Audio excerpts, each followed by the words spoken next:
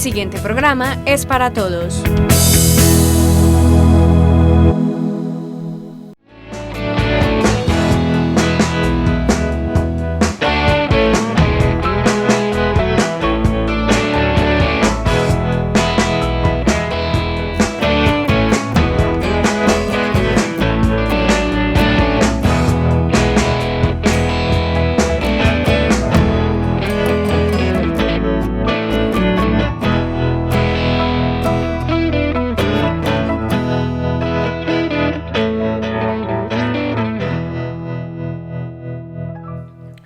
Televidentes de Tinteando con la Firma, buenas noches.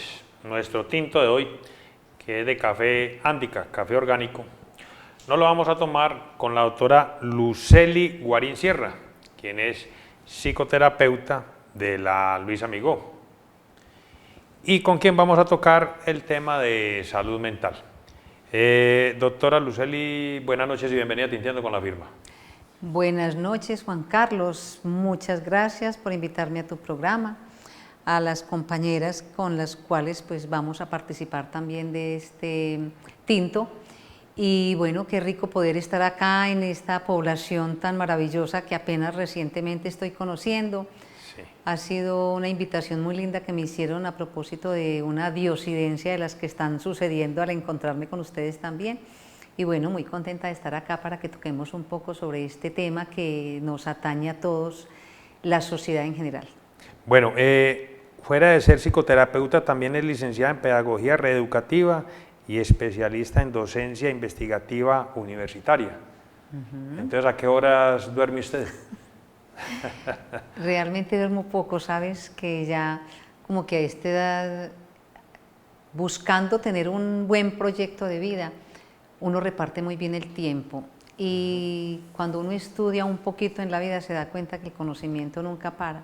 Por lo tanto, es una carrera en la vida, estar preparándote, actualizándote, estar atento a muchas cosas que la sociedad le demanda a uno, pero sobre todo su profesión. Entonces hay que estarse preparando y bueno, hacen otras cositas en el camino.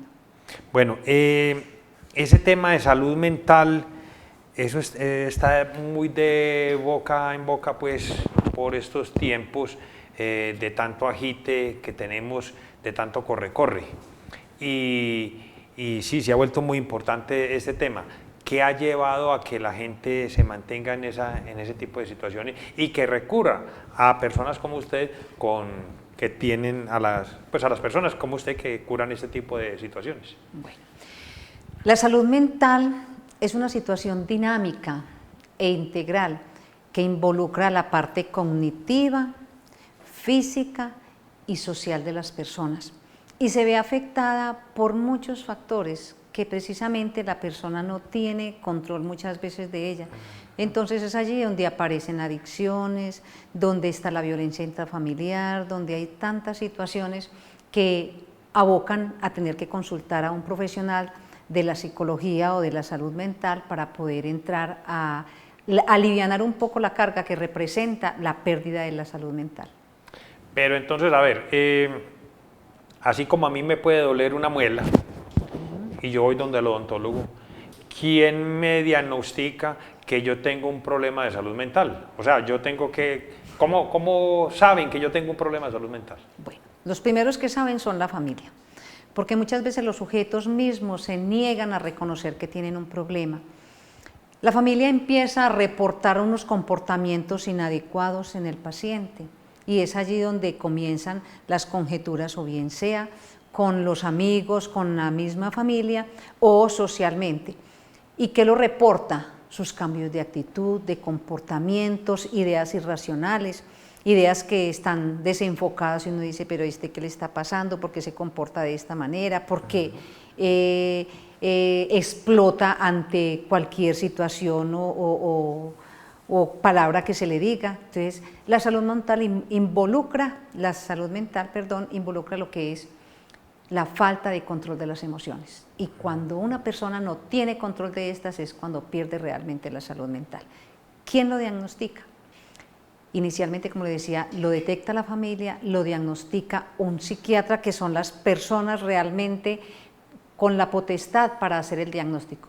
pero nosotros los psicólogos aportamos a ese diagnóstico porque el psiquiatra lo atiende 15, 20 minutos, mientras que con el psicólogo se hacen procesos terapéuticos de 1 hora y media más o menos, dependiendo los asuntos y los casos que requieren, para lograr detectar exactamente dónde está el problema, por qué nace el problema y cómo ayudarle al paciente a manejar su problema. Bueno, una situación económica puede llevar a una situación, diga, valga la redundancia, de salud mental. Claro que sí, a perder la salud mental. Entonces, en un tipo de casos como ese ejemplo que yo le pongo, pues, ¿cómo se solucionaría? Obviamente no consiguiendo plata, porque inclusive la gente que más plata tiene son los que más pierden el sueño. Y prueba de ello es cuando escuchamos noticias como de que esta actriz que se suicidó, una actriz joven, bonita, exitosa, aparentemente, con su vida resuelta, dirían muchas personas. Como decimos, de dientes para afuera veíamos eso. ¿Cierto? Definitivamente. A ver, ¿qué sucede allí? Al perder la tranquilidad, que se puede perder fácilmente porque las situaciones estresantes del trabajo, de la familia, las mismas deudas, porque la gente cuando tiene más estatus social quiere elevarse y se meten en unos trenes de vida supremamente caóticos, fuertes y demasiadamente elevados. Entonces, sostener un tren de vida elevado para muchas personas es muy difícil. Entonces, allí es donde las personas pierden la salud mental, porque cada vez la carrera loca de aparentar, de mantener, de manejar una serie de asuntos que se le pueden salir del control, entonces llega la persona a perder esa salud mental o la tranquilidad, el sueño, y allí no hay estrategias de afrontamiento que se aguanten. Estrategia de afrontamiento es un término técnico que utilizamos los psicólogos cuando la persona no es capaz de manejar ni sus emociones ni las situaciones críticas o conflictivas que se le presentan en la vida. Y generalmente, y miremos que quienes más se suicidan son las personas jóvenes o adultas jóvenes. ¿Por qué razón?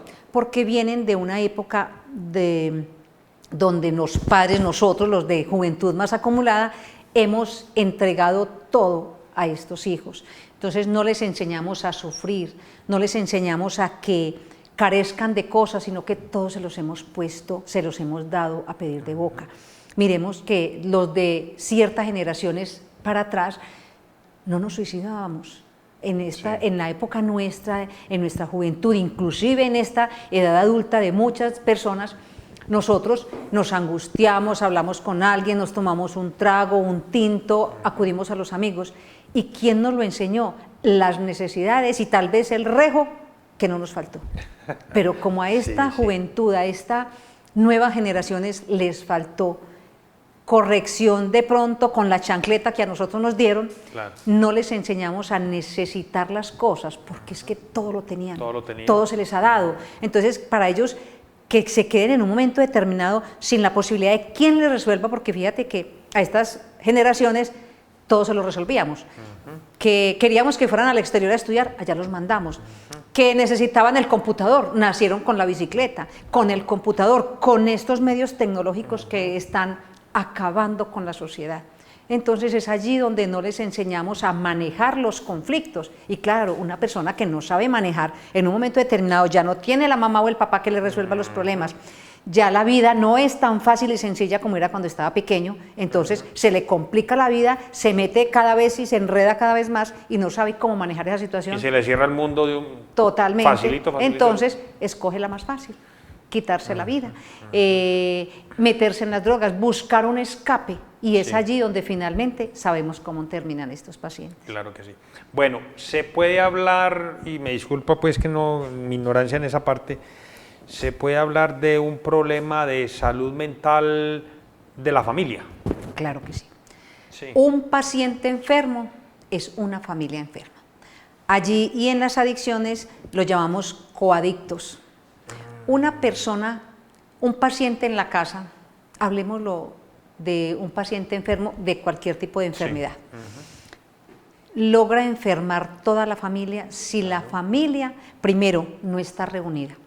De las cosas que más vulneran a una familia o a un paciente es la falta de articulación de las redes de apoyo. Y las redes de apoyo son, y lo vas a escuchar pues dentro de esta conversación, son esas personas, esas instituciones que de alguna manera fortalecen los vínculos afectivos y sociales para que una persona logre salir de cualquier situación caótica que tenga. Entonces, obviamente que podemos hablar de una familia enferma, de una familia que le hacen falta también estrategias de afrontamiento porque logran dejarse en absorber por el problema. Y si por la vergüenza social, que recordemos que anteriormente, hoy no tanto, pero anteriormente, inclusive la gente escondía a sus enfermos. Recuerden que claro, una persona con algún tipo de discapacidad, inclusive con un tipo de adicción, las encerraban en la guardilla, los tiraban por allá en las fincas, inclusive hasta las embarazadas que las consideraban enfermas, las mandaban por allá para que la sociedad no se diera cuenta. Era una forma de tapar como la enfermedad, pero la familia estaba enferma. Claro. Hoy en día tenemos muchas más posibilidades de abordar esa situación, pero quienes realmente acepten la enfermedad. Claro, porque si no se reconoce que hay un enfermo y que hay una familia enferma, indiscutiblemente la familia va a continuar y lo peor de todo es que van contaminando y contagiando a todos los que están a su alrededor. Bueno, usted ahorita nos hablaba de estas personas que quieren sostener un estatus, ¿sí? Y me venía a la mente esta situación que vivimos muchas personas que trabajamos, y es la de que en la empresa donde trabajamos, pues yo hoy estoy, digamos, dando unos frutos de un 8%, llamémoslo así, pero entonces ya el patrón me exige que para la semana entrante ya no sea un 8 sino un 10, ¿sí? Y que yo, el trabajo que estoy haciendo, que era de 2 personas, no, ya van a quitar a otra persona para que yo haga el trabajo de 3, o sea, me están sobrecargando, ¿sí? Claro que sí. Y resulta de que a mi esposa también la tienen en la misma situación. Eso es algo muy normal en las ciudades, y en estos pueblos pues ya también estamos llegando a ese tipo de situaciones. Uno se da cuenta de muchos empleados en bancos donde la presión es impresionante. Esto también repercute en esa salud mental. Indiscutiblemente. En este momento me encuentro dictando unas capacitaciones para el ejército. Sí. El ejército es mi segunda familia porque pues mi esposo es militar retirado y acostumbro a hacer muchas de las brigadas psicosociales con la corporación para la cual trabajo, que es una organización que vengo estando al frente de ella hace ya 10 años. Y hemos trabajado mucho las brigadas psicosociales, especialmente con los soldados que ingresan allí. Ahora me encuentro dictando las capacitaciones a una dependencia del ejército que son los encargados de suministrar los alimentos a todas las bases militares y batallones del área metropolitana. Sí. Y obviamente pues yo sé de esta problemática, y créame que no es en los bancos, en todas las empresas. A uno lo miden definitivamente por los números. Por los resultados. Por los resultados, y no hay empresa que hoy en día se exima. Mis capacitaciones tienen una particularidad, y es que como psicoterapeuta interactúo mucho con los asistentes a las charlas y talleres que dicto y los pongo a llorar. Me encanta hacer, propiciar el espacio para que hagan catarsis, para que se desahoguen, porque la gente llega cargada. Entonces, al comienzo, cuando empecé a dictar las capacitaciones, me llamaba mucho la atención porque el primer día fueron muy poquitas personas y el taller me contratan es para dictar 4 horas. Entonces, primero me hicieron empezar tarde y terminar temprano, supuestamente, porque la gente vive así. Claro, claro. Precisamente por esos estándares que les está exigiendo la empresa. Y con el ejército, los bancos buscan tener unos estándares elevados de números y de resultados, con el ejército mucho más. Claro. Entonces la tensión allí es bastante grande. ¿Qué sucede? Que cuando empezamos a trabajar y estábamos casi que cumpliendo la meta, y le decía yo a la muchacha, ¿cuánto tiempo más tengo? Doctora, quédese lo que necesite. Porque No me logré digas, sí. de entrada pues ganármelos y sobre todo mostrarles la necesidad que ellos tenían de ese espacio, claro. donde es el único momento, primero de conocerse con los compañeros, porque tristemente por cumplir esos altos estándares que les exigen las empresas, no sabemos quién tenemos al Claro, lado. claro. Entonces, esa indiferencia que tenemos con esta segunda familia, porque en una empresa, la empresa resulta ser la segunda familia, porque allí claro. es donde más tiempo permanecemos, Sí. y a veces ni siquiera nos damos cuenta de que ese otro que está compartiendo conmigo la oficina tiene un problema grandísimo. Claro. Entonces, he logrado sensibilizar un poco a esta comunidad y me piden el tema que sea, Sí, porque gracias a Dios y a esta corporación pues, a la cual estoy enfrente de ella, Sí, que es de la Luis Amigot. Sí, la Corpogran. Hacemos la cuñita aquí de Corpogran. Corpogran es la corporación de egresados de la Universidad Luis Amigot. Sí. Como les decía, llevo 10 años al frente de ella, pero la corporación tiene 20 años de vida jurídica. En ella congregamos estudiantes de último semestre de todas las universidades y profesionales de todas las universidades también, aunque inicialmente pues era de la Universidad Luis Amigot solamente. Solo que después de que salimos de la universidad, hace 9 años más o menos que salimos de la universidad, comenzamos a trabajar desde lo social ya en la Comuna 9 de Buenos Aires, en Medellín. Entonces allí empezamos a trabajar con las poblaciones más vulnerables.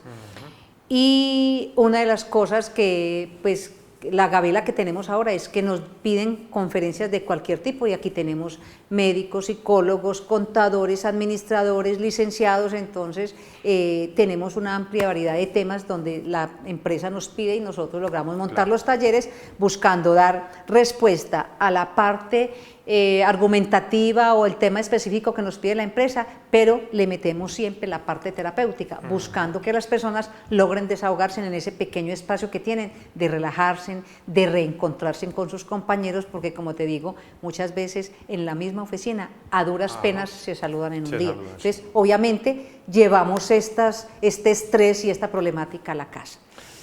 Pero, doctora, ese tipo de, a ver, yo no sé si decir que es un trabajo tóxico, podemos decir eso. Sí. Pero, tristemente. sí, pero ¿qué sucede? Pues bueno, yo tengo que buscar un sustento La para comida. sostener mi familia y toda esa cosa, entonces tengo que quedarme ahí. ¿Cómo podemos sobrellevar esa situación? ¿Cómo se maneja esa situación? Pues para que no repercuta en mi salud mental y física y yo no intoxique a La mi familia también. Claro que sí. Exactamente. A ver, dentro de las cosas que yo le enseño a la gente con la cual trabajo es, primero, aprender a separar los espacios. Hay un cuento muy lindo que yo les llevo a las empresas cuando me toca dictar seminarios en las empresas, y es el árbol de los problemas. Hay una reflexión muy linda sobre el árbol de los problemas, donde un señor se encontraba en la carretera y por accidente lleva a alguien que está varado en la carretera. Era de noche, le tocó dejarlo amanecer en su casa, y esta persona que iba de pasajera ve que el señor, al llegar a la casa, coge, abraza un árbol, le habla y como si le estuviera descargando algo, y pasa con la persona para su casa. Cuando llega allí, abraza a su familia, la alegría y la jocosidad, los niños, papá, pues esa alegría que llega, y el señor empieza a involucrarse, presenta al huésped que traen. Y bueno, al día siguiente lo lleva, porque el señor iba para otra parte, tenía como que hacer un puente y realmente no tenía dónde hospedarse, se va con el señor. Al salir nuevamente de la casa, la persona esta ve que el señor vuelve y se arrima al árbol, habla con él, hace el ademán como si se estuviera echando algo encima, y siguen. Y ya cuando iban en el carro le pregunta, me llama la atención particularmente ese gesto que usted hace con el árbol cuando llegamos anoche y esta mañana al salir nuevamente. Y le dice el señor, ese es mi árbol de problemas. ¿Cómo así? ¿Y cómo así que el árbol de problemas? Claro, yo en el trabajo tengo muchos problemas, y de verdad que llego tan cansado y tan agobiado a mi casa que yo no puedo contaminar a mi familia, ni permitir que todos esos problemas que traiga allí, traérselos a mi familia también. Claro. Y ese es uno de los problemas de la gente, eso es de lo que más afecta la salud en las personas, y es traerse en los problemas de la casa al trabajo o viceversa. Entonces es saber dejar esos problemas en un sitio canalizar, la naturaleza es maravillosa para descargarlo a uno, inclusive uno muchas veces toca a alguien y se choca, uno siente la energía, es porque nos cargamos tanto por los aparatos electrónicos, el computador, tanta maquinaria que manipulamos y no tenemos conciencia de que tenemos que descargarnos. Así como descargamos toda esa parte química y todo eso, esa parte electromagnética por la contaminación con los aparatos electrónicos, también tenemos que hacerlo con esta parte mental y es hacer ese simbolismo de yo dejar y descargar todo eso que traigo. Yo en la casa no lo voy a resolver, dejarlo allí para que no me quite el sueño, pero sobre todo para que no interfiera en la relación interpersonal con mis seres queridos, que están esperando a un papá que estuvo trabajando, que no estuvo presente ante tantas cosas que suceden en el hogar. Por eso es que una de las cosas tristes dentro del ejército es que los padres o las personas que trabajan con el ejército se pierden de la crianza de sus hijos, se pierden de esos espacios tan maravillosos porque se mantienen mucho tiempo allí y cuando llegan no quieren sino descansar y se desconectan totalmente de la familia. Y me imagino que así en muchas empresas también. Claro que sí. Bueno, pero entonces, lastimosamente es una realidad también y es que, como lo dice usted, en el trabajo tienen unos problemas, pero llegan a la casa y resulta que hay otros problemas quizás hasta más grandes que los que habían en el trabajo, ¿sí? Entonces, eso tiene que repercutir necesariamente en esa salud mental. ¿Cómo se puede fortalecer una persona para que soporte todo este tipo de situaciones? O sea, primero que todo, me imagino yo que tiene que tener una buena alimentación, se habla inclusive de hacer ejercicio. Claro, las pausas activas, que a la gente se le olvida. Sobre todo los trabajos de oficina. Y bueno, hay muchos trabajos donde la persona tiene que verse absorbida, tiene que cumplir esos horarios, tan largos muchas veces, esas jornadas tan extenuantes. Se recomienda, lo primero es lo que acabas de nombrar, la alimentación, sí o sí, debe ser imperecedero tomársela a unas horas determinadas, porque lo que tú no hagas por ti, adecuada y educadamente, ahora que tienes salud y bienestar, créeme que en la edad adulta te va a cobrar, el cuerpo te va a pasar la cuenta de cobro. Y entonces es allí donde todos nuestros adultos mayores hoy en día los vemos tomando la cantidad de pastillas que parecen unas gallinitas, comiendo y picando todo el día. Primero, segundo, yendo al médico, porque las personas que terminan jubilándose nunca fueron donde el médico, pero después de que salen a jubilarse, permanecen en los dispensarios, en las clínicas todo el tiempo, buscando recuperar lo que le entregaron a la empresa y al trabajo. Entonces, esos horarios de alimentación deben de ser sí o sí puntuales.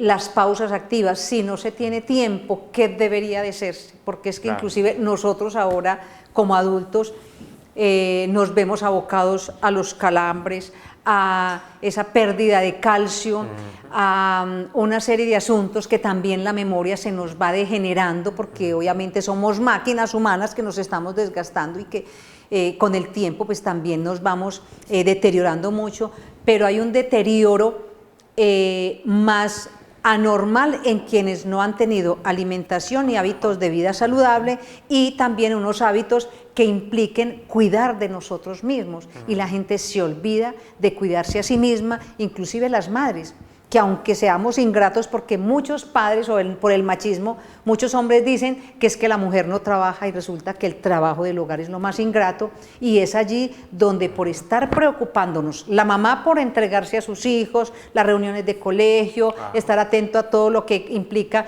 atender los muchachitos, atender el esposo, atender la casa, se olvidan de sí mismas y tampoco sacan tiempo para ellos. Ahora el papá que está pendiente de atender la demanda económica, los servicios, el arriendo, la alimentación, el colegio y una serie de asuntos, entonces también por estar buscando ese tiempo se olvidan de ellos porque solamente es consigamos el dinero, consigamos atender las necesidades básicas y olvidarnos de nosotros. Entonces, cuidarse a sí mismo. Lo que yo no haga por mí, no lo hace nadie. Y lo que no hago por mí, el tiempo y el cuerpo me lo cobra más adelante. Así es.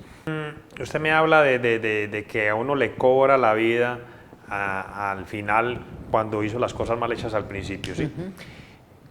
Una persona de 18, 20 años que ya está ingresando a la vida laboral y la está viendo, la está escuchando a usted, dirá, bueno, entonces, ¿yo qué tengo que hacer para tener unos ahorros bien buenos, pues ahorros de salud, para que cuando llegue a viejo me sienta bien. ¿Qué debo de hacer? Bueno, lo primero es el Perdón, doctora, pero entonces me refiero porque ya él va a ingresar a la parte laboral donde va a empezar a sufrir de un estrés como lo que hablamos ahora, de que tiene que empezar a rendir bastante al 100%. Sí. Entonces, ¿qué debe hacer esa persona? Bueno, y es una recomendación que yo le daría a los jóvenes de hoy en día. Nuestra cultura nos prepara para salir del colegio o de la universidad a subordinarnos a una empresa. Muy bueno sería que los muchachos de hoy en día, y es una de las cosas que yo les digo en la universidad porque he trabajado para jóvenes que terminan sus carreras en la Uniminuto, en el Politécnico Gran Colombiano, en la Luis Amigó, que he tenido la oportunidad de trabajar y dictar conferencias, les digo, muchachos, la vida o la universidad los está preparando con unos términos técnicos que van a necesitar para desempeñar su rol a donde vayan. Pero no piensen buscar una empresa para jubilarse. Hoy en día no, ya no debemos de pensar en eso y hay que dejar de enseñarle a nuestros muchachos. Mi hijo tiene que estudiar para que se jubile, para que una buena empresa lo contrate. Sí, no, sí. A los muchachos hay que enseñarles hoy en día a ser emprendedores. Hay tantas ideas en estos jóvenes de hoy en día que deben de poner a prueba para que las sacan a relucir, claro. a que sean independientes, autónomos, pero que ello no implique abandonar los hábitos de vida saludable. ¿Y eso qué quiere decir? Que se alimenten bien, que duerman bien, que cuiden mucho el uso de las drogas, que ni por imaginación, por experimento, que muchos llegan a las drogas por experimentación, por cumplirle a los pares, porque es que mis amigos, que por darle gusto a no sé quién, que porque es que para estar en onda, entran a esta experiencia tan desastrosa en muchos casos. Y de ahí la parte deportiva. Hoy en día usted ve a muchos adultos barrigones y nunca han hecho deporte. Claro. Porque es que nunca me gustó nada. Pero es que creemos que hacer deporte es tener que ir a tener competencias, a tener unos altos rendimientos. No, hacer deporte tan sencillo como salir a caminar 2 o 3 vueltas a la cuadra, pues cosas tan sencillas como esas que se vuelvan en hábitos. O que la disculpa es, no, es que para yo poder hacer deporte necesito unos tenis que valen 400.000 pesos, necesito una camiseta que vale casi 100.000 pesos. No, yo creo que eso son, pues, digamos, disculpas pendejas. O pagar un gimnasio. Imagínese, por Dios, sí. Tan sencillo como es hoy en día y más.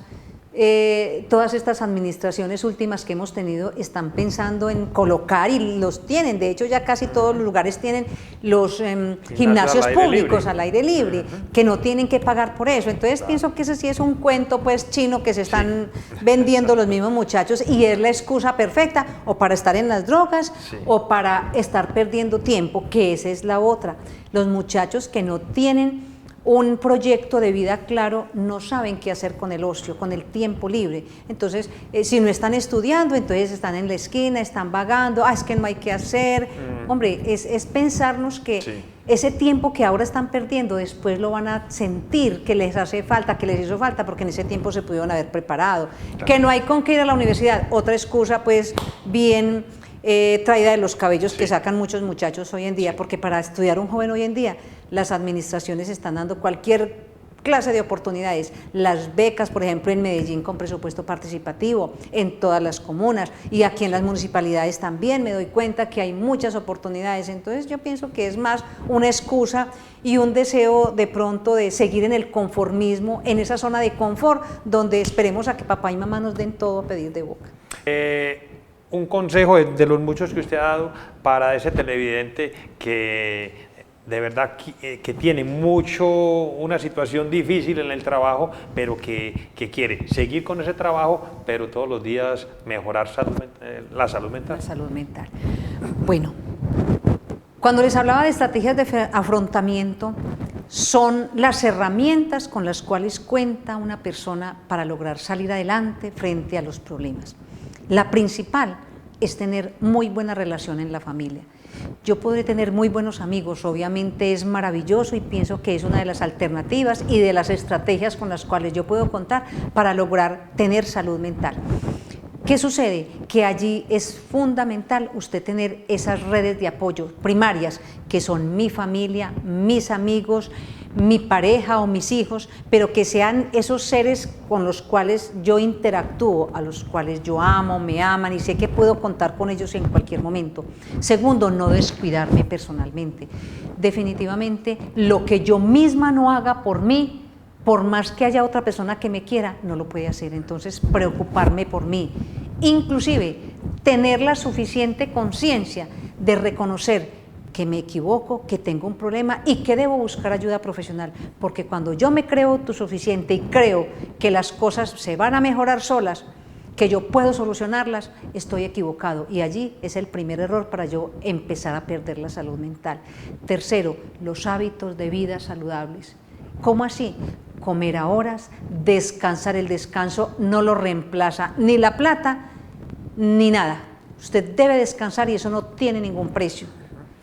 Hacer deporte, que no lo puedo hacer 2, 3 veces por semana, pero entonces dese la oportunidad de que una vez por semana usted salga a caminar, dese 1 o 2 horitas para usted, solo o acompañado, pero que ese tiempo con usted mismo no lo reemplace nadie.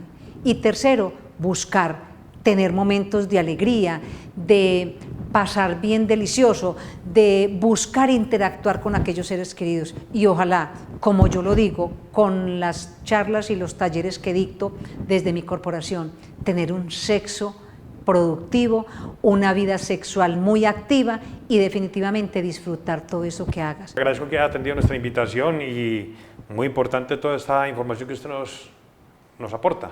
Muchas gracias a ustedes y espero que haya contribuido en algo a esas inquietudes, a las personas que de pronto les queda algún inquietud por allí, algo rondando en su cabeza. Les dejo mi teléfono por si quiere alguien comunicarse conmigo. Estoy viniendo más o menos cada mes acá a Andes para atender a algunos pacientes que tengo allí. Aquí mi teléfono es el 300-303-9542 o me pueden escribir al correo lucellig03@gmail.com. Bueno, ahí en caracteres va a salir la nota. Eso está muy bien. Doctora, gracias por haber atendido nuestra invitación. Es con mucho gusto. Y me gustaría invitarla a un nuevo programa, ¿le parece? Claro que sí, con mucho gusto. Aquí estaremos cuando quieras invitarme. Eso está muy bien. Televidentes, buenas noches y hasta un próximo programa.